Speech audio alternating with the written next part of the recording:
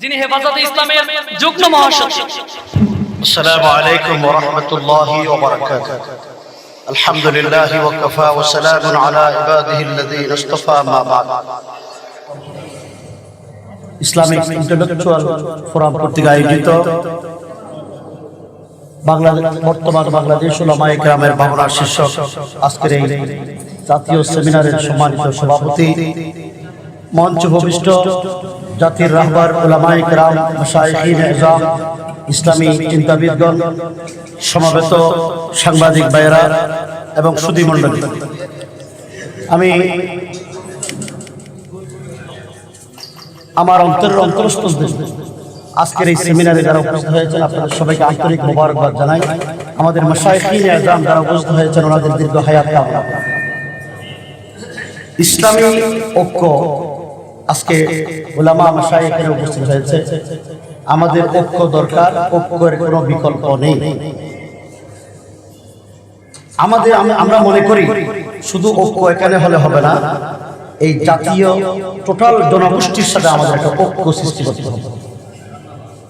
মুসলমান উলামায়ে কেরাম আমরা খানকায় বসে আছি, কেউ মাদ্রাসার প্রিন্সিপালের চেয়ারে বসে আছি, কেউ রাজনৈতিক দলের নেতৃত্বের চেয়ারে বসে আছি, কিন্তু আমরা আমাদেরকে বড় মনে করি।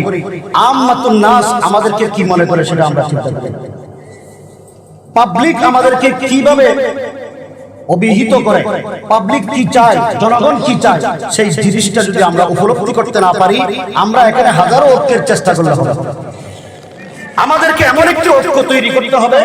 আজকে যারা এখানে এসেছি, বিশেষ করে উলামায়ে কেরাম, আমি বিনীতভাবে খেদমতে আরজ করব। 2013 সালে যখন হেফাজতে আন্দোলন শুরু হয়, আল্লামা আহমদ শফি রাহমাতুল্লাহ আলাইহি একটা চিঠি নিয়ে আমরা প্রত্যেকটা দরবারে গিয়েছি। ফুরফুরায় সরসিনা মরহুম মাওলানা মুহিবুল্লাহ শাহবুদ্দীন রাহমাতুল্লাহি আলাইহি ওনার কাছেও আমরা গিয়েছি। জামিয়া আহমদিয়া সুন্নিয়ায় গিয়েছি, দেশের বড় বড় উলামায়ে কেরামদের কাছে গিয়েছি। এনায়েতুল্লাহ আব্বাসী সাহেব আমাদের হযরতের সাথে সাক্ষাৎ করেছেন। এই যে এগুলি দেখে এদেশের সাধারণ পাবলিক উদ্বুদ্ধ হয়েছে। হেফাজতের আন্দোলনে মানুষ পঙ্গপালের মতো ঢাকা অভিমুখে ঝাঁপিয়ে পড়েছে। আমাদের শত শত ভাই শাহাদাত বরণ করেছেন।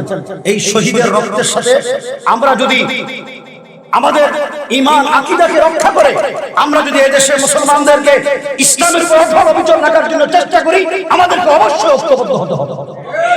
এখানে আমাদের চট্টগ্রামে ওয়াহাবি সুন্নি আছে, আবার এখানে বিভিন্ন ফিরকা উলামায়ে কেরাম আছে। আমি বলবো সবাইকে আপনার জায়গায় রেখে দ্বীনের স্বার্থে, দেশের স্বার্থে, মুসলমানদের ঈমান আকীদা রক্ষার স্বার্থে আমাদের ঐক্যবদ্ধ হতে হবে। এবং আমরা রাজনৈতিক ঐক্যের কথা এখানে বলেছি, রাজনৈতিক অধিকাংশ ইসলামী দলের নেতা এখানে নাই।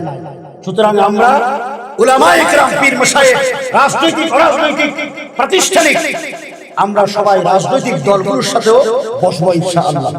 দ্বিতীয় নম্বর কথা হচ্ছে, বিশেষ করে উলামায়ে কেরামের খেদমতে বিনীত আরজ করব, মুখতালিফি যে মাসাইলগুলো আছে, ইখতিলাফি মাসাইলগুলো আলেমদের আপনারা নিজেরা বসে ঠিক করবেন। আম্মাতুন নাস মাহফিলে বসে না।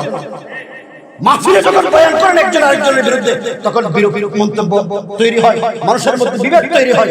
আমরা সবাই এখানে বিবেকবান মুরব্বিয়ানে কেরাম, আমরা কেউ মাহফিলে সেই বিভেদ তৈরি করার জন্য কাজ করব। আমরা যদি সেটা করতে না পারি, আমাদের ঐক্যের কোনো লাভ হবে না। সুতরাং এনায়েতুল্লাহ আব্বাসী সাহেব যেটা বলেছেন যে মাযহাব যার যার, ধর্ম সবার, ইসলাম সবার, মাসলাক যার যার, ইসলাম সবার। আফগানিস্তানে তালেবানরা ক্ষমতায় আসার পরে এত সফলতা তারা কিভাবে পেলেন? তাদের মধ্যে তো গ্রুপিং আছে, মারামারি আছে। পাকিস্তানের জিও টিভির সিও হামিদ মির 2 বছর পূর্তি উপলক্ষে একটা আর্টিকেল লিখেছেন, দৈনিক জং করাচিতে আমি অনলাইনে পড়েছি। তারা তালেবানরা দুইটা কাজ করেছেন। উনি লিখেছেন, একটা হলো সিয়াসি ইত্তেহাদ, আরেকটা হলো মাযহাবী ইত্তেহাদ। সিয়াসি ইত্তেহাদ হলো আফগানিস্তানের 6টা গ্রুপ আছে, মুজাহিদিন গ্রুপ, 6টা মুজাহিদিন গ্রুপদের সাথে তারা ঐক্যবদ্ধ হয়েছেন। ঐক্যবদ্ধ হওয়ার শর্ত কি? প্রেসিডেন্ট অমুক, মন্ত্রী পরিষদ অমুক, এরপরে যা লাগে আপনারা পার করেন। ওরা মেরেছেন। দ্বিতীয় নম্বর হলো মাযহাবী ইত্তেহাদ। ওখানে আহলে হাদিস আছে, দেওবন্দি আছে, বেরলভী আছে, শিয়া আছে, সবগুলোকে বিভিন্ন মাশায়েখিনে আযম আছে, সবার সাথে তারা ইত্তেহাদ করেছেন। এমনকি শিয়াদের গ্রুপের সাথে, শিখদের সাথে করেছেন। সুতরাং তালেবানরা যদি পৃথিবীর সামনে দৃষ্টান্ত স্থাপন করতে পারে, ইসলাম যদি আমরা মানি, নবীর ওয়ারিস যদি আমরা হই, আমরা পারবো না কেন? আমাদেরকে সেই কাজটা করতে হবে। এই কাজটা করার জন্য যার যা সাথ দেওয়া দরকার সাথ দিয়ে আমরা ঐক্যবদ্ধ হব। এই শপথ যদি নিতে পারি বাংলাদেশের ভবিষ্যৎ উজ্জ্বল, আমরাই সফল হব। এখানে কোন তাগুতি, কোন ব্রাহ্মণ্যবাদী, কোন নাস্তিকবাদী, কোন উগ্র সেকুলার পন্থীরা মাঠে থাকতে পারবে না।